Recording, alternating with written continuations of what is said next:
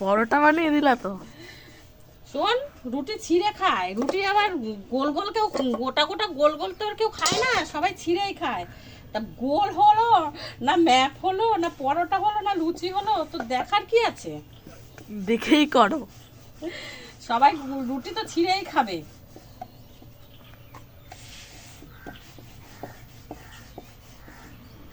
ব্যাস, এখানে কিন্তু অনেক আছে, এই যে অনেক অনেক। তাছাড়া বন্ধুরা আমাদের ঘরে একটু খাওয়া দাওয়াটা একটু বেশি হয়, মেয়ে মানুষ তো নেই, সবাই তো ছেলে, তার মধ্যে বাগাও ছেলে।